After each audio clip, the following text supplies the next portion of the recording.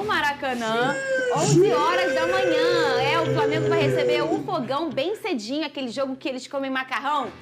7 horas da manhã, Vene Casagrande. Essa teoria. Flamengo e Botafogo já começam a focar no clássico do próximo domingo.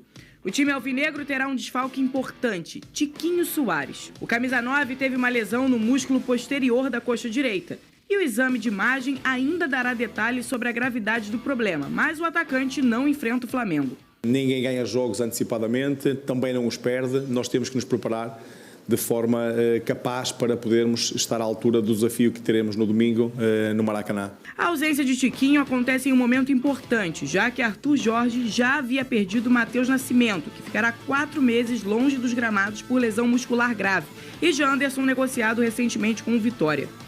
Pela Libertadores, a opção foi colocar Eduardo na função de Tiquinho. Para o clássico, o técnico ainda deve fazer alguns testes para saber quem ficará no lugar. O alvinegro vem de boas vitórias pelo Brasileirão e Libertadores. Já o Flamengo, depois de ter sua primeira derrota em 2024, quer voltar a vencer e já terá uma boa oportunidade no clássico em casa. As mudanças no time não deram o resultado esperado. A tendência é que Tite deva usar a equipe considerada titular. A dúvida em relação ao rubro-negro é Cebolinha, que vem tratando de uma lesão na panturrilha direita. O time ganhou folga ontem, se representa nesta sexta-feira. Esse será o segundo clássico entre Flamengo e Botafogo este ano. Pelo Carioca, o rubro-negro acabou levando a melhor. Atualmente, o time da Gávea é o vice-líder com 7 pontos, um a mais que o alvinegro. As duas equipes se enfrentam às 11 horas da manhã no domingo no Maracanã. Motivação para ambos os lados não vai faltar para o clássico. Muito bem, o Vene Casagrande, pelo lado do Flamengo, poupar, não vai poupar, que o torcedor já está sem entender o que vai acontecer, né? Mas a gente acredita que vem com o time completo, né? Eu brinco aqui, mas fica sempre o receio, porque Sério, alguém que viajou pode ser poupado. É verdade. Porque o Tite a todo momento está dizendo que ele está se baseando... Olha só, gente, eu não estou menosprezando a ciência. A minha grande questão aqui é o planejamento do Flamengo, que eu acho que foi errado. Bem errado, porque era um jogo extremamente importante, levando em consideração a fase de grupos da Libertadores. Mas se a gente for parar e analisar, vários jogadores que viajaram estão desgastados.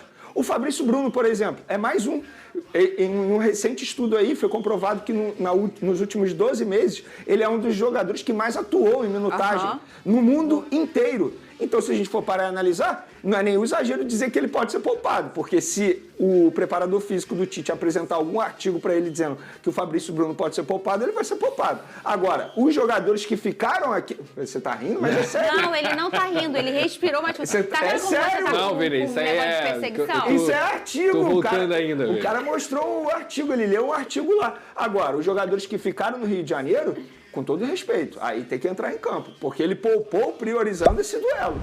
Ou eu tô falando alguma mentira? Não, A partir do momento que ele não coloca o Pedro em um tempo contra o Palmeiras e o Pedro nem viaja, por exemplo, o Pedro tem obrigação de entrar em campo contra o Botafogo. E eu vou além. A obrigação do Flamengo é jogar melhor que o Botafogo, porque priorizou esse duelo. O Botafogo vem de uma sequência dura e eu duvido que, por exemplo, o Arthur Jorge vai poupar, por exemplo, o Júnior Santos. Vai poupar? Tem uma sequência de jogos aí. Vai poupar o Eduardo? Porque hoje é o único jogador que pode atuar na posição do Tiquinho Soares? É óbvio que não.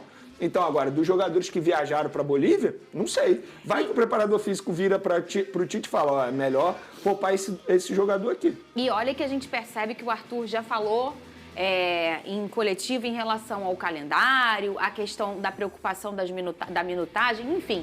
Ou seja, é um cara que já está antenado nisso e que dá uma certa até rodagem aí no Botafogo. Tudo bem que há uma diferença grande, porque é um treinador que chega e está experimentando também, né? Muito além de, ele está poupando para um jogo ou não, ele também está experimentando.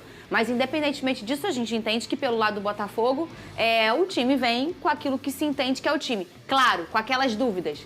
Danilo ou Gregory, Tietê ou Marlon, enfim, várias combinações que ele encontra ali no meio de campo, né? Sim. Agora, na zaga, na lateral também, a gente não sabe se ele entra com Barbosa, se ele entra com Pablo. Lá na frente, o que a gente entende é que o Eduardo deve ser o substituto do Tiquinho Soares, né? E entrou muito bem na última partida, tanto é que fez 2 gols, já fez essa função de falso 9 em outras oportunidades. Você tem a chance ali de colocar o Júnior Santos também preenchendo bastante aquele espaço do centroavante, mas a verdade é que a melhor característica do Júnior Santos é jogar sem ter uma posição fixa, porque ele consegue povoar o meio-campo inteiro. Eu vou falar novamente aqui O Júnior Santos é um dos melhores jogadores do futebol brasileiro, eu não tenho dúvida nessa temporada. É um dos 5 melhores, por tudo que ele vem fazendo com a camisa do Botafogo.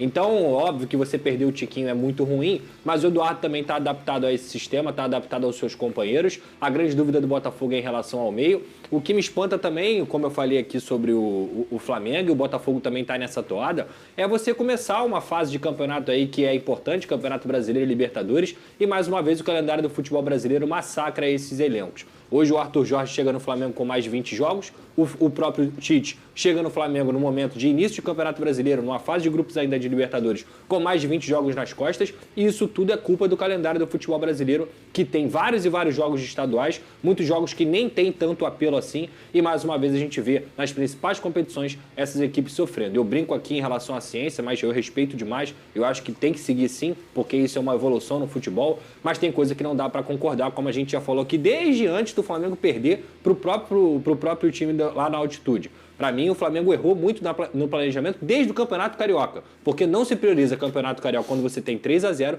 tendo Libertadores, mesmo o jogo sendo no meio. O Flamengo só está na situação que está hoje em relação ao grupo, porque desde a primeira partida, poupou o time. E vamos ver aqui, Vene, eu ainda estou me acostumando como é ser rica. Porque eu nunca fui, né? Todo ano negócio de briga para não cair, depois... Não, ano passado você brigou pelo título, Então, mas olha esse ano de novo. A gente está falando, Vene, tudo bem, o campeonato está começando, mas vamos uma brincadeira mais uma vez, Vene Casagrande. Depois de muito tempo, há quanto tempo a gente não vê o futebol do Rio de Janeiro? O Flu está passando por um momento difícil, mas também é um time que tem elenco para logo mais estar brigando aqui em cima, né? A gente brinca com o Botafogo, há muito meme em relação a como foi o desfecho do ano passado, e tá tudo bem, é o futebol, mas a gente não pode esquecer que, independentemente do que aconteceu, foi um Botafogo que brigou pelo título. A gente não tá falando de um Botafogo que estava ali por sorte, porque o Botafogo tem sim uma folha salarial, um investimento muito alto para estar aqui. Não é, aconteceu um cometa. Não, ele tem investimento e elenco, assim como tem o Flamengo e assim como tem esse cara aqui, ó. Inclusive, o jogador mais caro da história do futebol brasileiro é do Botafogo, atualmente. É o Luiz Henrique. Assim como esse cara aqui, ó. Mais uma vez ele vai ficar nas cabeças, que é o Bragantino. Não tem uma folha salarial baixa. O pessoal acha, que bonitinho o Bragantino. O Bragantino investe pra estar aqui. Inauguraram um baita de um CT, inclusive, agora. O Bragantino. Exatamente. A gente vai ver o Bragantino aí, ou nas outras competições em que ele brigar, brigando pela taça. Então, Vene Luí, a gente se encontrando de novo no Brasileiro.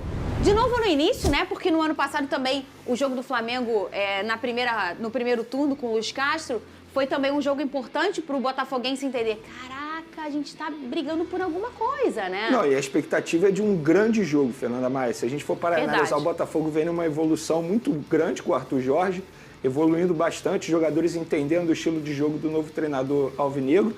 E o Flamengo, querendo ou não, embora tenha oscilado aí no início da Copa Libertadores, embora tenha minha crítica aqui em relação ao planejamento, mas é um time que pode fazer um bom jogo. Então a gente pode esperar aí um grande clássico no Maracanã.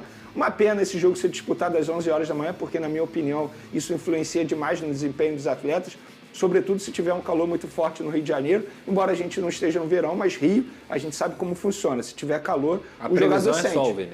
A previsão é sol. Aí, enfim, fica essa lamentação. Mas fora isso, uma expectativa de um grande jogo no Maracanã.